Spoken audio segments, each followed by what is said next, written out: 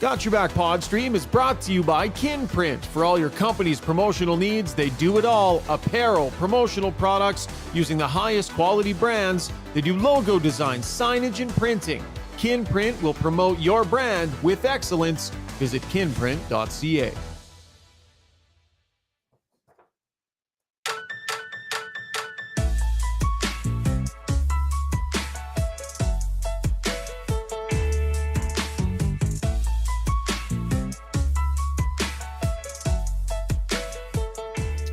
I love podcasting on a Sunday night. Happy Sunday night to you. Or if you're catching us on your morning drive, happy Monday morning. Hope your week is off to a good start so far. Welcome to Got Your Back YEG, brought to you by Sherwood Buick GMC, our proud title sponsor. You know, if you go lease a 2023 Terrain right now, it'll cost you $226 bi-weekly. And if you mention that the crew at Got Your Back sent you, you'll get specialized pricing as a bonus. You're also going to get 3 free ultimate detail packages on any new vehicle you buy. So go see Phil and the crew in Sherwood Park at Sherwood Buick GMC, or check them out online, www.gmcpod.com. Jason Strudwick and Rob Brown standing by. How you feeling, Oiler fan? You a little more relaxed 24 hours later or so? I'm thinking not.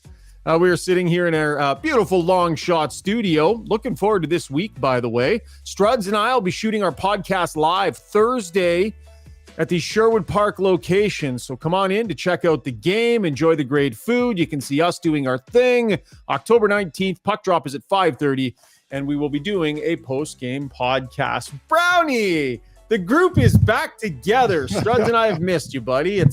You know, we know that post games you're busy and you can't always join us doing your thing on 6:30 Ched with Reed. So that's why we love these Sunday nights, man. Because these I don't know why. These Sunday nights, I've just really enjoyed these live streams on Sunday night, Brownie. Well, it's better because it was really hard doing the show last night with Reed and then having you guys on the TV beside as I'm watching you guys. Disappointed in some of the things Strud said, but you know, it was hard. But then a couple of things you said, Ryan, though, I was able to incorporate in my post game with Reed, so it worked out really well. Making you better, Brownie. This has been a self-improvement exercise for you being part of Got Your Back. Struds, you're not watching the Giants.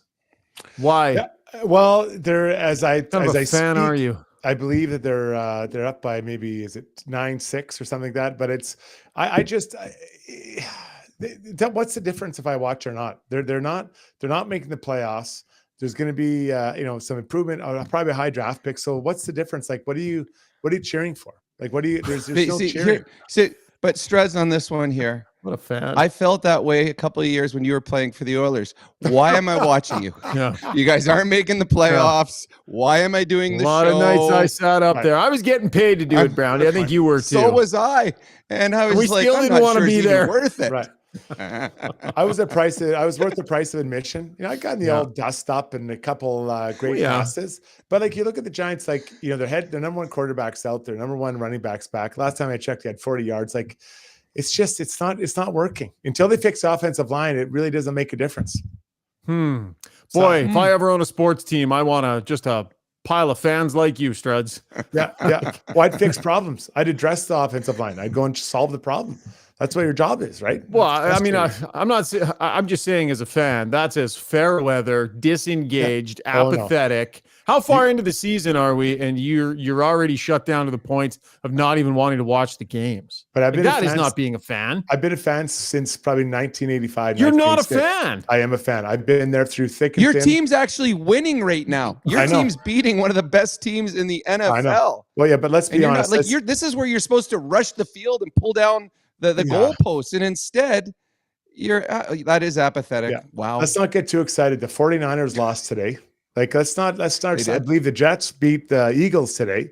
The Eagles lost today too. Yeah. If the Giants beat the Bills, like, really, is it that exciting? Like, yeah, I don't know. Let's not get too excited here. This is a bit much. You're not a fan. I'm sorry. I'm a huge fan. If you are past the point of even paying attention to your team's games. Over 35 years invested in this team. I'm invested. You're not invested. If you're checked out at this point in the season. I'm not checked out. Like, I'd rather see them play a team that's average and maybe have a good game. This is a slop. They're winning. They're Slop beating Buffalo. Slop. Complete slop. We are live streaming tonight on Twitter and on YouTube. Can't wait for our Ask Us Anything segment because we're going to involve all of you on the stream. And by the way, for those of you asking for it, it's going to happen. In our takeaway segment tonight, that's our second segment, we're going to take Struddy's harebrained idea from Struddy's World last night. Remember that little thing he mentioned about get McDavid and Draisaitl off the ice after like 15 seconds of power play time? 10. They want to get more. They want 3 full power play units, and for those guys to not really get to play the power play anymore. We're going to throw that at Rob Brown because Rob Brown was not on the podcast last night when Struds had his say, and the people want to know what Brownie has to say. So that is in segment number 2.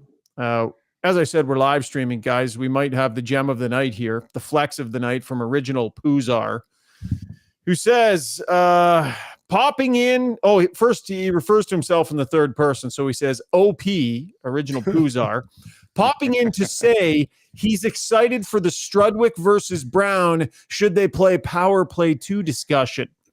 Gotta sign off, though. Need to save the content for the morning 2-hour lift session plus sprints. Wow.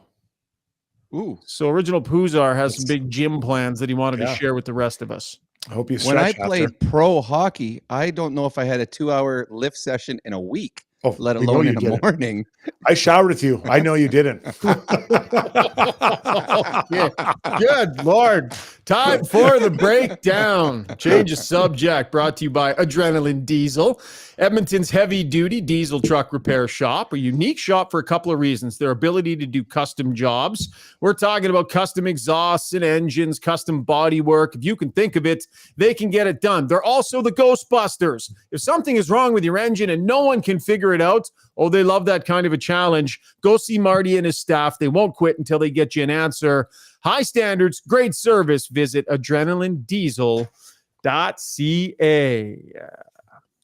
Anything else you want to let us know about you and Brownie in your shower time, Struds, or we're good to move on from that? I've showered with hundreds of men, like literally hundreds.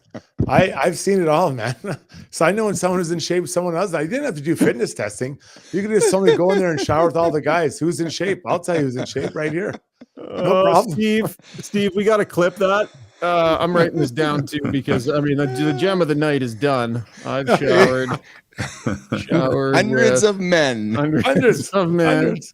I've seen it all. All right. Guys, I've seen it all. United Think Sports about it. All the Cycle, years. there. Probably average of 30 to 35 guys a year times 16, 17 years. It's a lot of men. There's not much. Struds has had a lot of men in his day. He's had a lot of men in his day. Oh yeah. Wow. Sunday night, hey, we're all a little punchy after a long day yesterday. Okay, Brownie, first off, just because we didn't have you the last couple of post games, just one overarching question for you. Like, how bad has it been here through 2 games? Well, it's bad. The expectations for this team was Stanley Cup or bust, and that's coming from the players. And then the media talked about it, the fans talked about it, and the Oilers have given up 12 goals in 2 games. The one thing they talked about all summer long, we're going to be better defensively. That's the whole thing that we're going to do. We trust our power play, we trust our offense. We're going to score goals, but we're going to be better defensively. And they've given up 12 goals in 2 games against a team that didn't make the playoffs the last couple of years. So this is not what anyone expected. Game 1 was one where there was no battle level, and that's not just throwing gasoline on a fire. That came right from the coaches and the players. Game 2, they played better, but the problem for the Oilers last year seeped into their game this year, where they have to score 5 goals or 6 goals to win a hockey game. You know, Stuart Skinner thought he played all right last game, and look at 3 of the goals he had absolutely no chance on, but you still have to score 5 goals to win because you give up 4. So it's early, but there is some of the things that they needed to correct have not been corrected in the games 1 and 2 of the season. Struddy, what do you, upon further reflection, Yeah. you know, how far are they away from the game that they need to be playing? Well, I think Brownie just nailed it. And, I slept on this last night. I actually reviewed some of the game again today. I watched some of it. And, I guess the good thing, like the first game, okay, we're going to put it to the side, but the things that have to correct are kind of smaller details. But oftentimes those small details are really hard to change because those are your habits, right? Those are the habits that you have as a player and as a group. And you have to change that. You have to make it so it's just becomes habit where for an example, tie up a player's stick in front of your own net, right? Like that should be something, that's something you should do as a D-man. I took a lot of pride in that, and others should do as well, because those aren't great plays. It's you're allowing them to have their way in front of your net. So let's discuss reasons for concern and reasons for calm. I'm going to put that to both of you guys. Let's start with reasons for concern, because I think that at 0-2, why press the positive button just yet? So, Struds, you can go first. Well, Brownie, did you want to jump the line? You looked like you were ready to go, bud. Well, okay, now that you say that. You are the number one analyst on the show, so you basically get to go when you want to go. Well, I watched your show last year. It's a low bar to hop over. Things to concern. Reasons for concern. Discipline. Discipline was a problem last year in the playoffs. It was a problem in the preseason. It was a problem in game 1. 2, the ice time allotment. And I know that Strud talked about it a lot, and the Oilers talked about it. They said one of the things that Vegas was able to do was roll 4 lines, and they had trust in all 4 lines. In game 2 of the season, the Oilers' 4th line played 5 minutes, and probably a minute of that was on penalty kill. So they got about 4 minutes worth of 5-on-5 ice time. They talked about they want to have Leon and Connor on separate lines to be able to roll in the playoffs. They've gone back to Leon and Connor together in both games quickly. Other things that concern, it's the little details that Struz talked about, tying up in front of the net. But to me, the biggest one on those goals that are, guys, sometimes good offensive players will get their stick free in front of the net. The Oilers aren't getting in shooting lanes. Quinn Hughes, every time he shot the puck, it got to the net. And in the first 2 games, how many goals were scored on either deflections in front or ones that went straight in where the goalie couldn't see? That means the Oilers forwards aren't getting in shooting lanes, and pucks are getting through. So those are some of the things that the Oilers need to be concerned about. They can fix, but they are concerns. Brownie took all of them, Struds. So he took all of the reasons. Sorry, I must have misheard. I thought you said 1, not a whole a book. I did. I got Brownie's an overachiever, though, Struds. Holy geez, unbelievable. Okay, luckily he didn't touch the one that's the most important. That's what makes me so special as an analyst on this program.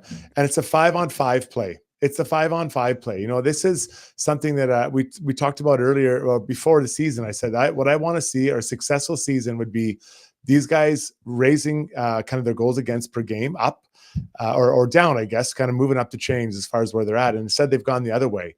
And just massive amount of 5-on-5 goals against.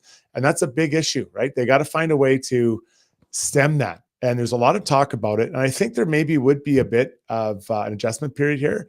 But the 5-on-5 play for me, Schauger, is absolutely humongous. And what they need to figure out. Oh, Brownie disappeared for a minute, but I think he's back now. Brownie, can you hear us? You're okay? Yeah, I can hear you. I just froze, and I froze listening to Struds, but I wanted to make it like I didn't want to embarrass him, so I pretended it was a computer. Man, we got a lot of internal competition going between you two. It's good. Raises our games. Okay, why have neither of you mentioned the penalty kill yet? I'm talking about broad reasons for concern, not things that can just, you snap your fingers and can fix just by working harder or by being a little bit smarter. Penalty kill is a concern. It needs to be better this season, guys. It was 20th last season at 77%. They want to make market improvement on it, and it has not been good so far this year, and that is a concern. I don't know you to snap your fingers and fix that. So to me, the penalty kill, of all the things that are going wrong, to me, that's the one where you go, is it just going to suddenly get better? I'm not sure. So that's a big one for me. Am I overreacting? No. Well, no, what is not. It hasn't been good at all. Yeah, because is it any worse than what is it at right now? I honestly 55.6%. Yeah, so pretty small. Power play goals against. Yeah, so that's pretty small. Yeah, like last night, what was it? 1 for 3 that last night? 1 for 3 on the penalty kill, or 1 for 2? I think it was 1 for 4, but I think Vancouver had 2 very, very short power plays included in that. Yeah. No, I think man, it hasn't looked great, and I don't recall it being great. And not that the preseason matters that much either. This is an important part of their team. They want to make better, and it's not a good start. No, it isn't. And the problem with, the reality with situations like that, just like the goals against, when you start out with these types of massive numbers against, it's hard you got to work really hard to get that down, right? To bring that average down. It doesn't just happen after 2 more games. Even if they had 2 shutouts, they're still, averaging 3 goals against a game. So, in the next 4 games. So it's a pretty big challenge for them to change this up. Brownie, if I ask for reasons for optimism, are you going to give us 5 or are you going to give us 1 or 2? Reason. Okay. Reason 1. No, reason just for calm. Not 1, just reason. The team they have assembled. It's good. I like that one. Very broad. I like how you covered. Didn't mean that you weren't allowed to explain yourself and have a conversation about it. This is a team that many picked to win the Stanley Cup. It's the same team they had last year. Yeah. And they added to it. They got Connor Brown. So they're better than last year. They got Ekholm for the full year. This is to me, the first 2 games, let's not just focus on those. Let's focus on this is the team that they felt could win the Stanley Cup. Same team is here. They're healthy. This team will get better. Some of those 41 shots that they threw last night against the Vancouver goaltender, DeSmith, will go in the next game. So to me, the reason to be calm is this is the same team everyone expected to win the Stanley Cup. Nobody's hurt. Nobody is the talent didn't disappear. It isn't like that Space Jam where all the NBA players' talent got pulled out of them by aliens. These guys still have their talent. So yeah, I'm not worried. I'm still calm because this is still the same team that we expect to be top 5 in the NHL. Struds, you have microphone trouble there, Struds? No, I was just doing some arm curls. I like that one. I really like that one. But I'm gonna go with the 3rd line. I've really liked McLeod, Holloway, and Fogle. I like the energy they've been bringing. You made a good point the other night, Schauger, saying that they do have to score, but I think if you're getting on the forecheck and you're using your speed and driving the puck, I think eventually that's the byproduct of goal scoring. So I like what we're seeing there because it's a little different than the other line. So I'm calm because of what I say of that 3rd line. What do you got, Schauger? I'll go back to what I said the other night. I mean, if your reason for optimism is that their 3rd line is playing like a really good 4th line, I'm not sure. I mean, they're playing with energy. They're playing well. They're pushing pace. But like I said the other night, something's got to go. Like you got to 3rd liners. You got to get some offense going, and we'll give them a little bit of time. I don't disagree. Like they've been good, and that's important. They push pace, and I think that's good. My reason for optimism is that Matthias Ekholm is going to be way better than he was in that second game. He wasn't even available in the first game. He looked like a guy who is playing his first game of the season, and he missed all of preseason. He's going to play a lot of minutes, and he's going to play them with a lot more reliability and robustness than he did that game. They're going to get a lot more quality out of that critical piece than what they have so far, and I think that's going to make a big difference back there. Yeah, I can dig it. I think that does calm things down. And it took 1 game for the Nurse Bouchard pairing to be split. Okay, let's talk about that, right? So we game speculated this, and I said to Jay Woodcroft during training camp, this Nurse Bouchard thing, is it something that you would like to give a prolonged look? And he said, yes, we would. They had intentions of wanting to see this. Now, you could make the argument, Brownie, that the reason they changed it was because Matthias Ekholm was coming back, playing his first game of the year, his most comfortable last season. He played with Evan Bouchard nonstop. He was in no position to carry Philip Broberg in that game last night. So Jay Woodcroft could say the reason that he split the pairings up was because Ekholm was just getting back. Fair? Or Nurse and Bouchard just needed to go? Well, you could have said that, but if that was the case, you could have put Ekholm with Ceci, and then you could have had Kulak protect Broberg. To me, and I said this right from day one with Nurse and Bouchard, they're both high-event hockey players. And high-event hockey players playing together sometimes doesn't work out well, especially if you're playing against the other team's top players. You want to be a shutdown pairing Well, you can't have both guys jumping into the play. A great example was Nurse getting caught up on the 2-on-0 goal. That's a high event hockey player. Lots of things happen on the ice when Nurse is out there, as does when Bouchard is. And when you put those two together, sometimes you're playing with fire. I think both those players are better if they've got a safety valve. Ceci for Nurse and Ekholm for Bouchard. I think those are much better pairings. Yeah, I think got to be careful. Ekholm, it's not like this is his first year in the NHL, right? And he's coming back. He missed the training camp. It's not like he missed the first half of the season. So I think he could have played with whoever you want him to play with. I really do. I really think he could have done that. I just don't see. I know you're playing Vancouver. You're not playing the Stanley Cup champions. Like I think you. Like honestly, I can't speak for Brown, but I know when I played, I needed one exhibition game. I would have been fine. Here's an example. I went to Switzerland. I played there. I came back and I was on a few day bender after the season in Switzerland. Flying home, I get a call. The Rangers want you to come back and play for us. I'm like, wow, okay, well, I'm in Atlanta. So I fly all the way home, fly all the way back the next day. I haven't skated in 5 days. I played in the Swiss League where I was very good. And I just played. I jumped in the NHL and started playing. Like it was like no big deal. Like, so, you know what? That was from one league to a way better league. So I think you gotta, How old were you? I don't have to hold him with velvet gloves here. This is an NHL player. How old were you?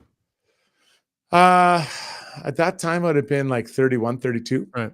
So here's the thing, though, Struds. He has been scrapping and battling his way to get back from a hip flexor / groin situation. Right. So, I mean, if it were a shoulder, it would be different. But Ekholm doesn't have a ton of speed to burn. And I thought he looked like he was fighting it speed-wise in that game. So I disagree. I think it would have been a mistake to play Ekholm with Philip Broberg in that game. And I do think that was a huge driver in Woodcroft's decision to split Nurse and Bouchard up. Yeah, but Ryan, on close that, second to Nurse and Bouchard's play together. yeah, but putting Bouchard with Ekholm doesn't make it easier for Ekholm. Yeah. Bouchard is high event. If you wanted to make it easier for Ekholm, you put him with Ceci. If you think, you know what, we're going to bring him in a little slower, bring him with Ceci. And I have no problem with that. And he did look rusty, 100%. He doesn't get beat like he did by Lafferty on the game-winning goal. Normally, that's not Ekholm. Ekholm plays that better, but he's, again, rusty. And as you get older, and I knew what it was like at the end of my career, the feet aren't there. And if you don't have the proper training camp, it's going to affect you. But putting him with Bouchard, to me, didn't make it easier for Ekholm to play in that game. More familiar. Playing him with Ceci. Yeah, familiar, but still familiar.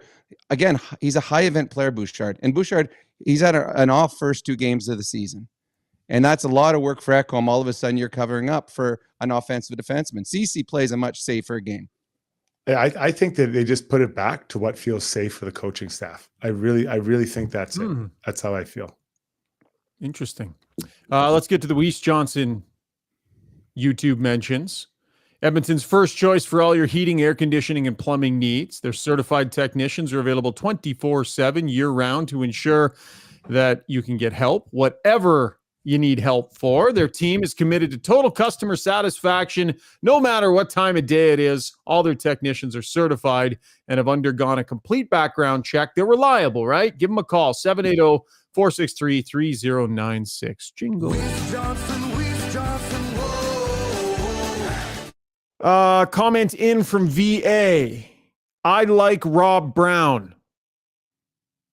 That's it. That's the comment from VA. I like him or I'd like him? No, not I'd like him. It says, I like Rob Brown. It was a compliment to you, Brownie. Well, that's very nice. Well, thank you very much. Was that VA? Yeah. Well, VA. I like VA too. All right. John Mark Turner says, greetings from Thailand. So greetings back at you. That's pretty cool. It's actually pretty cool. I can see on our in our analytics and stuff all the different places that people have tuned in from. You guys wouldn't believe the number. I mean, Oiler fans are everywhere. Yeah. But so's Got Your Back. We are spread out. We are global. Right. International. We are Mr. Worldwide. we are. Okay, that was the breakdown brought to you by Adrenaline Diesel. A very short break. When we come back, we're going to dive into the idea that McDavid, Draisaitl, Hyman, Nugent, Hopkins need to have their power play time trimmed back in order for the Oilers to score more.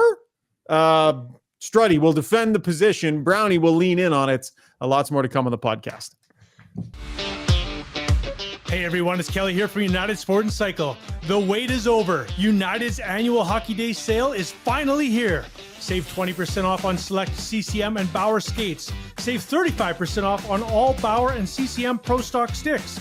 And save up to 25% off on select Bauer and CCM equipment. And for you goalies, save up to 20% off select Bauer, Warrior, and CCM goal gear.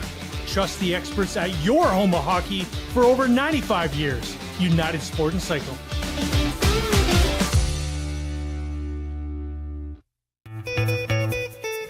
Are you ready to elevate your moving experience? Trusted for over 100 years, Ferguson Moving and Storage are your partners in relocation, ensuring your journey is smooth and stress-free. And say goodbye to surprises with Ferguson's transparent flat rate pricing. Contact them now for a free moving quote and use a promo code Ferguson to receive $100 off your next move. Visit FergusonMoving.com and let them lift your expectations.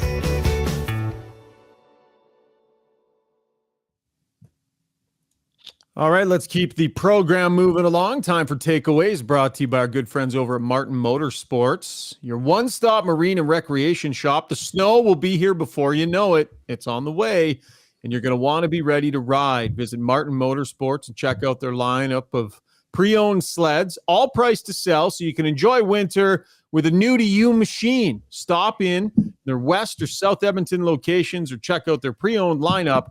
Everything is online at martinmotorsports.ca. Okay, Brownie, Struddy's World last night. Struds, how do we want to do this? I think I'm just going to, you don't have to redo the whole Struddy's World, but I want, and we're poking a lot of fun at you here, bud, but you do make an interesting point that a lot of people agreed with. I'll let you make your bullet points here to Brownie on what you're saying about the power play. I'll be short, concise, and correct. So what's happened is that I believe when you look at the ice time that's going out there, it's so heavily tilted to the top guys. The bottom six aren't able to get going. So last night, basically for the top guys, it was around 25, 24, 26 minutes. The next grouping of guys was at 15. The next grouping is at 10. The next grouping is at 6. Now, when compared to Vancouver, maybe not the best comparison, they had one player over 20 minutes, and that was JT Miller. One player, and I believe their lowest guy was around 7 or 8 minutes. That player actually scored. So they have a more compact group where everyone feels like they're in the group. So I believe one way to make that ice time more equitable is that you pull some of the guys off the top unit after a minute, 75 seconds.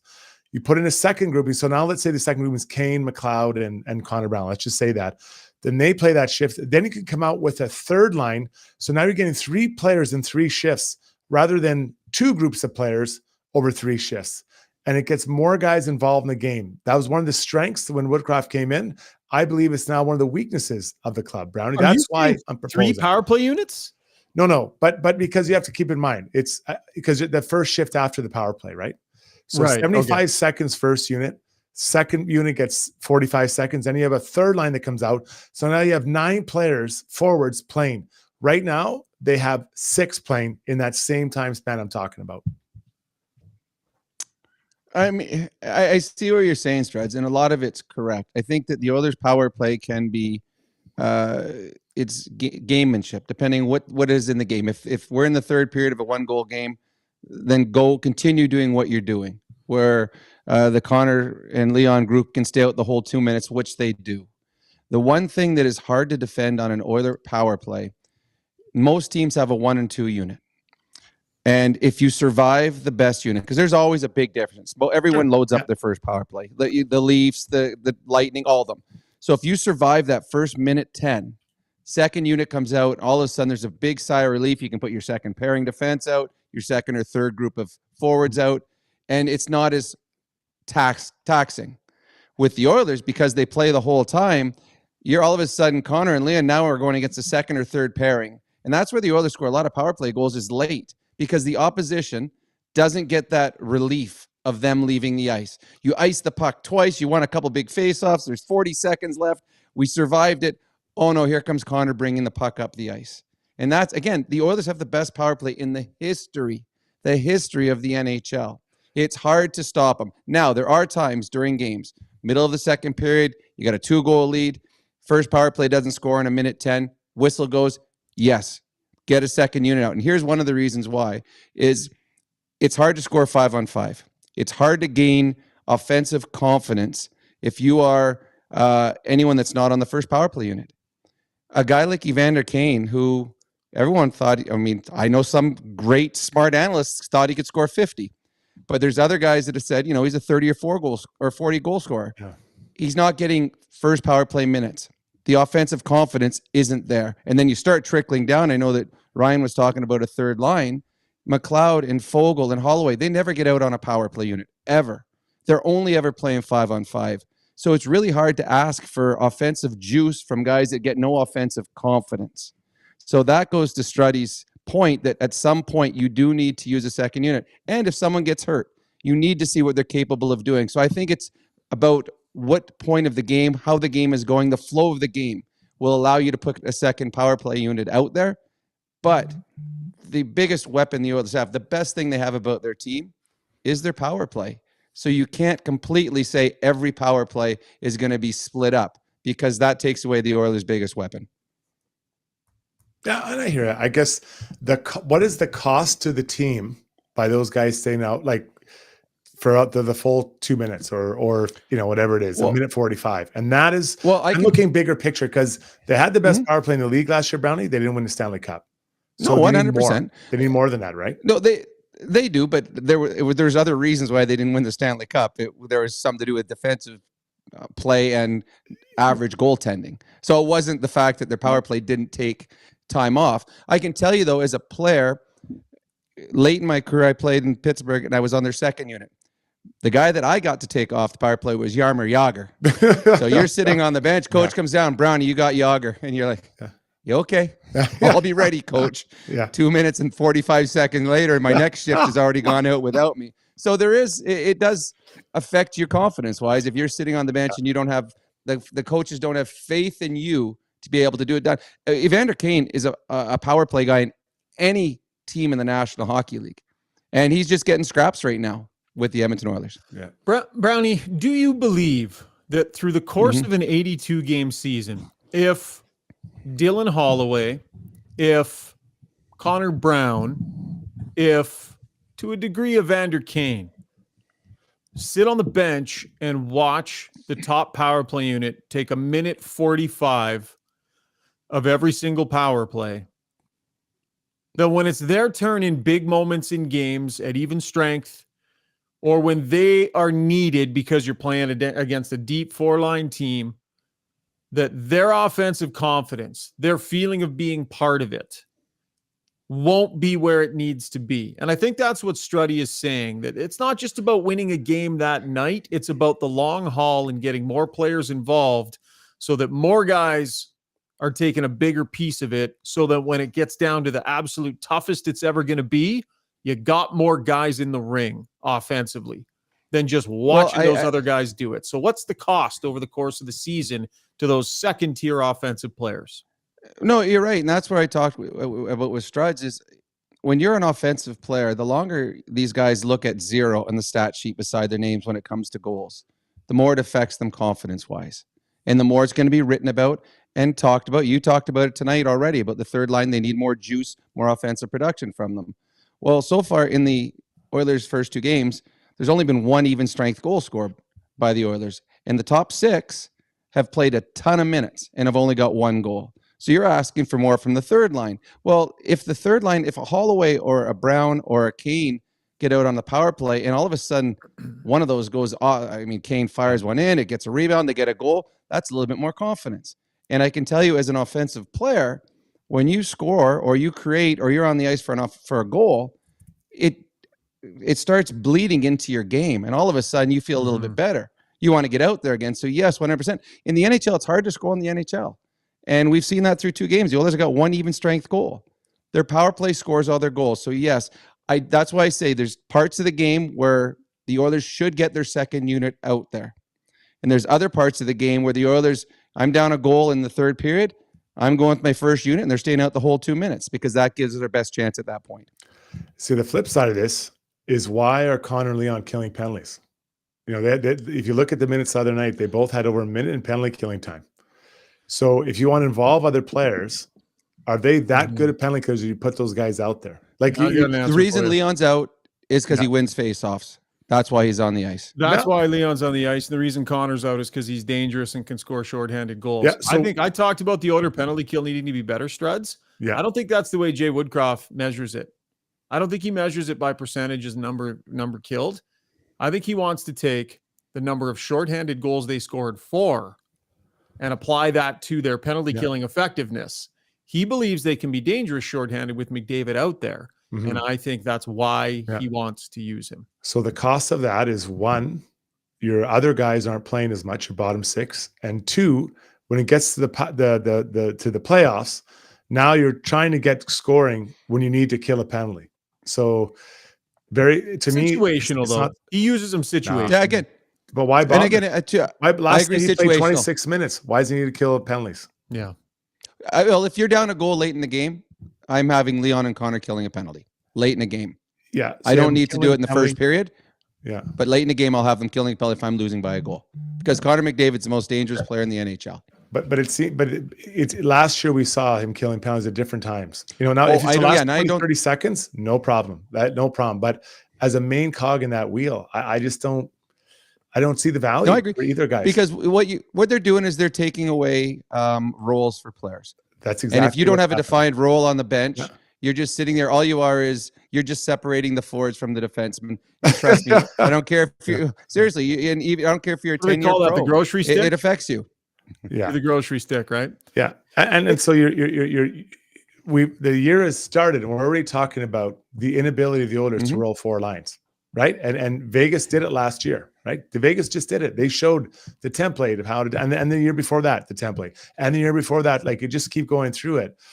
So that's where, and I've talked about this all summer. There needs to be, changes and preparation for the playoffs, and they're not there right now. So that's, I guess, if you really know, that's my area of concern. What's really changed, right? What have we seen that's changed to get other players involved and to make them a four-line team? We haven't seen it. Yeah. That's only 2 games. Nope. So we've been having a lot of fun. I agree with everything you just said there, Struds. Yeah, we've been having a lot of fun with you, but I completely understand what you're saying. This is about the long haul, right? And you see what's happened in the past and are wondering what's going to change that, right? How are these guys going to feel more involved and be more involved when it matters most? How are they going to be relied on for more when it matters most? If it's the same old. Couple of games in, we'll see what's going to happen. I think it's a great point, and I'm really interested to see if Glenn Gulletson, but really if Jay Woodcroft, because that has to come from Jay Woodcroft that says, hey, let's get both units going. And that'll come from the head coach, and it'll be really interesting to see if it does. Very quickly, as we wrap up this segment, gentlemen, are there any changes that you would make heading into the next game, Brownie? Would you change anything that you've seen in the forward combinations, and who would you start in net? I wouldn't change anything. The only thing I would have changed was I would have broken Nurse and Bouchard up, but they did that. Everything they have, the only just if they put it, go with 7D. Just unless they go 7D, then I would pull out. I probably pulled out Ernie. I thought he played well, but if you're going 7D, that's why I'd pull out, and I'd go with Campbell next game. Struds? Campbell starts, and my starting line would be the third line, McLeod. Say, guys, we need you. Go get him. I like it. I think that's a good idea, man. Reward those guys. Make them feel like they're part of it. Start periods with those guys on the ice. Come out of commercial breaks with those guys on the ice. Send them the message that we believe that you can do it, and help them build an identity by letting them play with some confidence. You know what? It's funny that you say that, Ryan, and you would do that with 10-year-old Pee-wee kids or 12-year-old Pee-wee kids in to give them confidence. And seriously, it still works for a pro. If all of a sudden the coach looks down to the fourth line and says, I want you guys to start this period, I tell you, that's an ego boost.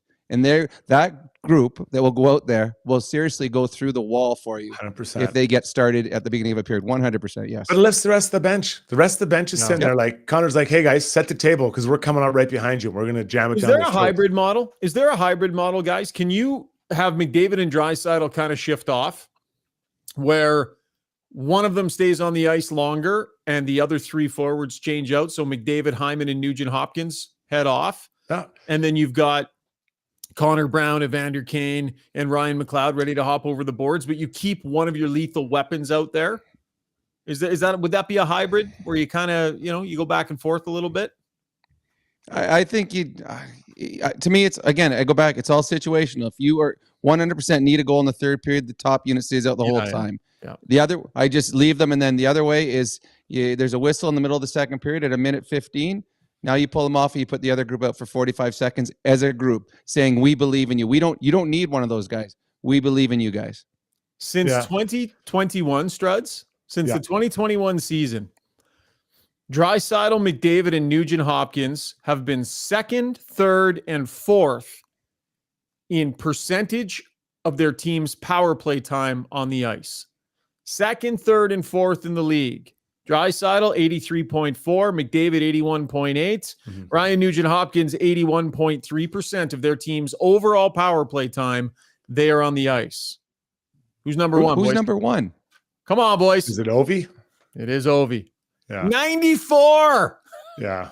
Seriously? But I mean, the difference with him, he doesn't move. Yeah, he stays in one spot the entire burning time. a lot of energy. Yeah, he's like Brownie on the forecheck. Ovechkin on the power play. I was like good. Brownie I was good on the. forecheck. No, I was good on the forecheck. It was the back check that I didn't work. Were you good on the forecheck, Brownie, or did you just? I was really good because I always had a head start. I was already up there. Yeah, guys, listen. I want to make it clear. I'm probably taking some heat on the stream, but this is what I see. People agree with you. I see two amazing power play. I see it, but the amazing power play is fantastic. But if no one else feels like they have a role or identity, you're not a team. You're watching a performance, and they got to find a way to get past that. And I think I know how I would do it. Doesn't mean the guys will like it or it'd work, but there needs to be a team feeling. And when I watched that game last night, it was 5-6 guys playing up front and everyone else just watching. And that's very hard when you're sitting on that bench to feel like you're contributing, because quite honestly, you're not. Well said, Struddy. Well said. I think you won the segment. Reminding you that Rob Brown's appearances on the program are brought to you by Kin Print. Yes, he's got the apparel on, although his hat is reversed. Steve, we've got his image reversed so that, no, Rob, that didn't help, bud. That didn't help. Kin Print, though, high quality apparel and promotional products to take your brand to the next level. Visit kinprint.ca. By the way, I think I have something to show you. Yeah. So first design, we're still working on it, but something there. Little got your back swag being designed by our good friends at Kin Print. Classy. Little something. We got a couple of designs that we're working on, a few things. So there will be some got your back swag coming your way. Maybe even we'll give some away on the streams here at some point. That'd be awesome. Okay, that was Takeaways brought to you by Martin Motorsports. When we come back, Struddy's World. You're not going to want to miss it. And if you missed the new intro, by the way, for Struddy's World on last night's podcast, it's worth sticking around. Very short commercial break. We will be right back. Okay, heroes, are you trying to tough it out through a sports or life injury right now? Trying to prove your mettle by grinding through, gritting your teeth? Well, Redefined Health is here to say it's time to come on in. At Redefined Health, they'll high-five you for your toughness and then get to work on helping you fix the problem. Helping athletes and heroes find better balance, performance, and injury prevention. Visit redefinedhealth.com. Long Shots Golf is the destination for both golf enthusiasts and sports fans. Top-of-the-line TrackMan simulators provide a highly entertaining and accurate golf experience, while a full-service sports bar loaded with big screens and scratch kitchen make it a truly unique destination. They have locations in Sherwood Park and Edmonton. Experience the best indoor golf and sports bar in town. Visit longshots.ca. That's longshots with a Z.ca. When you make a mistake, heads should roll. It's not right. And I'm here. Someone has to put their foot down. Now that I say it out loud, it does sound a little crazy. God, I look good.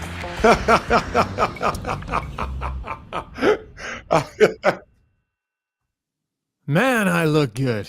Man, I look good, says Struddy. Time now for Struddy's World, brought to you by Pathfind. If you own or operate a business, you know the value of a great employee. Pathfind is there to help you find your next star player. To help you take your business to the next level, they can help with recruitment, career transition, leadership coaching. They truly have your whole team covered. Find your organization's path forward at pathfind.ca. Struddy, we've had a lot of very serious hockey talk tonight. I don't know what your Struddy's World is, and if it's hockey, I'm okay with that, but it's Sunday night and I'm kind of hoping for some lighter fare. So what do you got, buds? You know, for a young man, when you move away from home and go play junior, you're lucky, still have a billet to look after you. But then you get older and you move out, and now you got to start to figure out how to cook meals. So you kind of learn in an oven how to put chicken in there and pork chops, whatever. And then I got to be about 26, 27, 28, somewhere in there. Someone introduced me to a thing called the Ronco. Set it and forget it. It was brilliant. It was like a rotisserie grill, plunk of roast on there. Man, I was grilling up stuff. It was crazy. It was delicious, like a Brazilian steakhouse. But recently, I've really gone into the old crock pot. Yeah, that's right. I love a good crock pot. I'm telling you guys, my skills are so good on the crock pot right now. I could throw Rob Brown's wallet in there and it would come out tasting like $1 million, including his bus pass. It is absolutely incredible. Do I have a way of doing it special? I do. I prefer chicken thighs. I can do things with chicken thighs that most people couldn't dream of doing. Guy Fieri himself would be jealous. So for all of you out there that are unsure what to do and how to organize to set it up, the best part about the crock pot is it's like a 4 or 5 hour process. 10 minutes to put it in there. Then you turn it on. I like to do it medium. I like it low and slow. I'm not going to tell you how to live your life, but this is important. Then you come home and you smell it, how good it smells. Right now, my wife thinks I'm a hero. Not only am I like an 8 good looking, I'm killing it with the food. I made a honey garlic chicken the other night, guys, to die for. Crock pot, it is incredible. I'm not sure if you two guys are up to it. Steve probably uses it, but boys, I love a good crock pot. Brownie, I'll let you dive into that one first, pal. Well, way to come into the 2020s. You found the crock pot. Like my mother was using a crock pot back in the 70s, and you just found it. Congratulations on that one. Well, I found a new level of cooking. It's an art form now. It's probably like watching Michelangelo solve, a painter or whatever. So I'm gonna go full stop here on this whole deal, and Randine can attest to this. I can't stand food out of the crock pot. Oh, geez, Honestly, but this might be a deal breaker. well, that's fine. I mean, it wouldn't be a big deal to lose the number 2 analyst on the pod. You know where the exit is, Struds. Listen, but, I mean, think about it though, Ryan. You don't like crock pot food, but you haven't tasted his other food. Like this is the prize for him. His roasted crock pot wallet.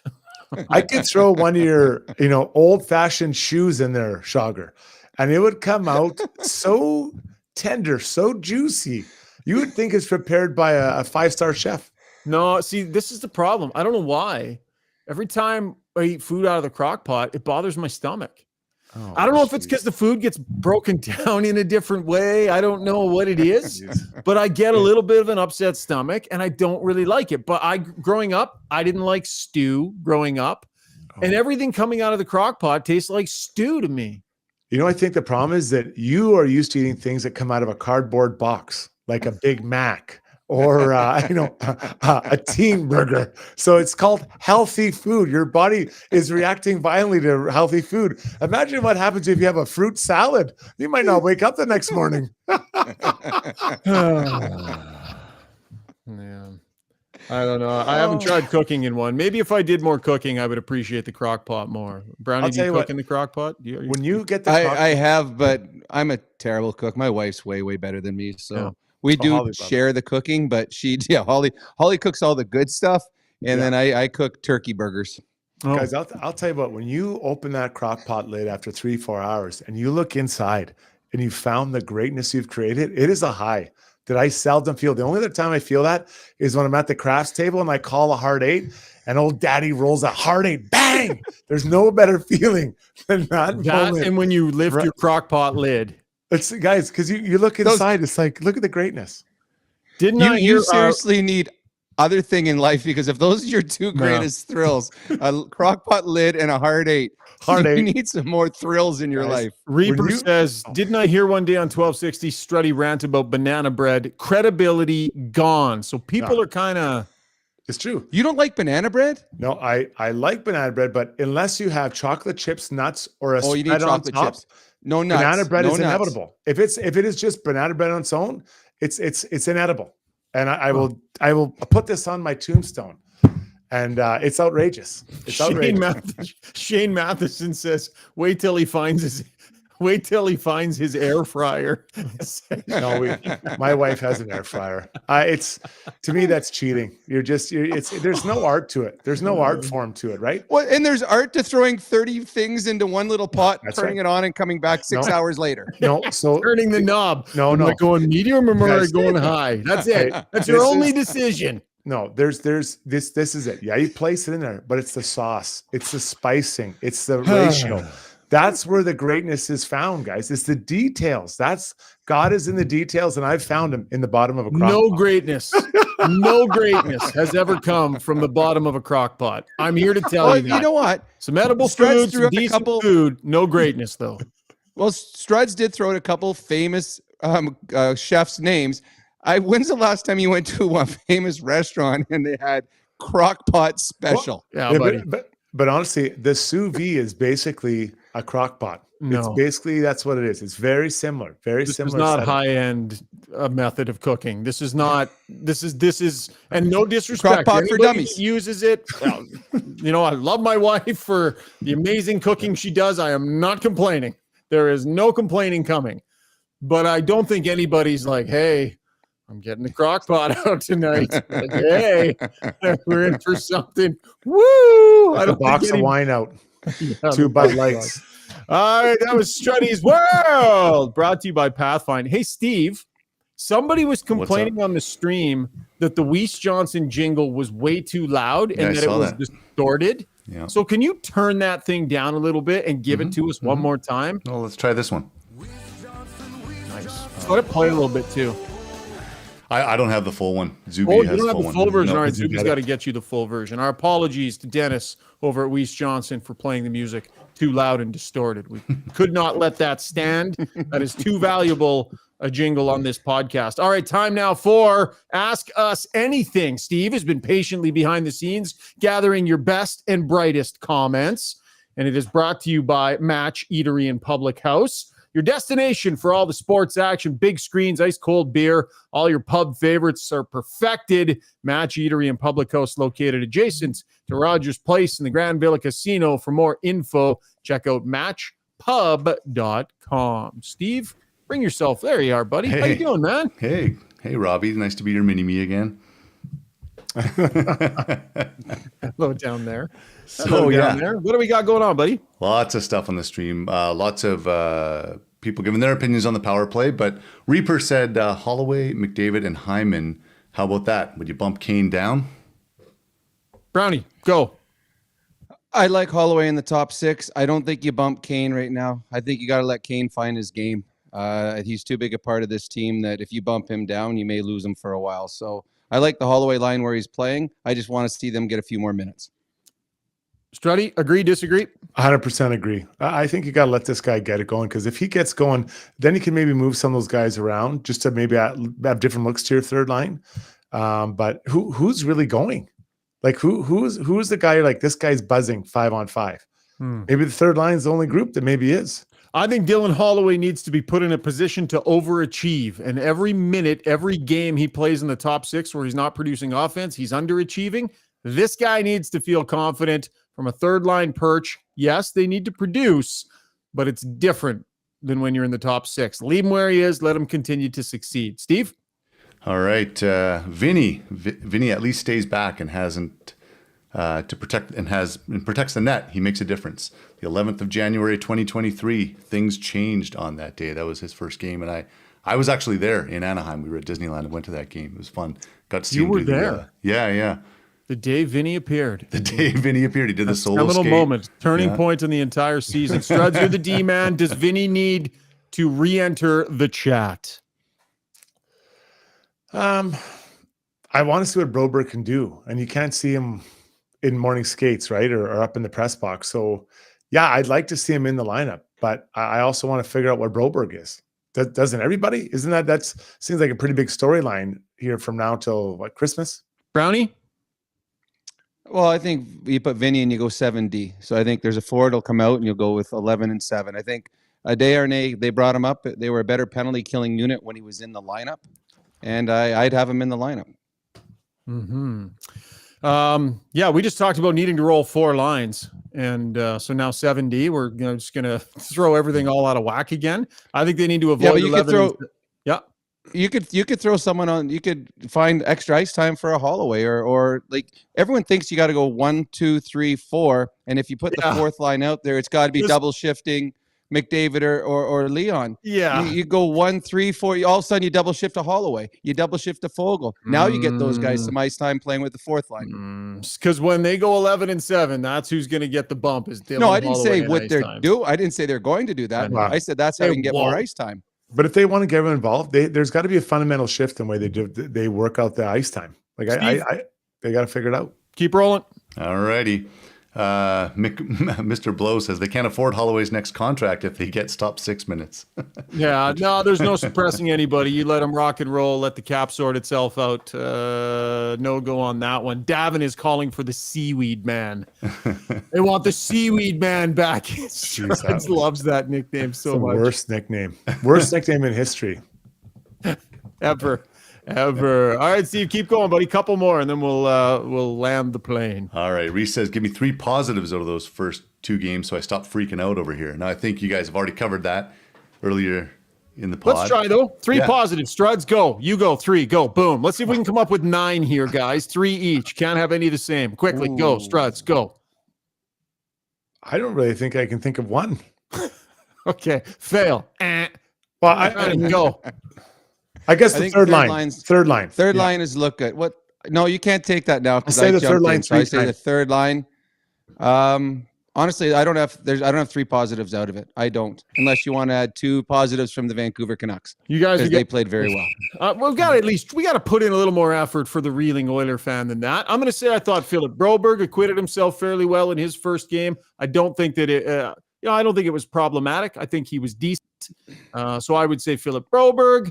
I would say, oh boy, it gets thin after that, doesn't it?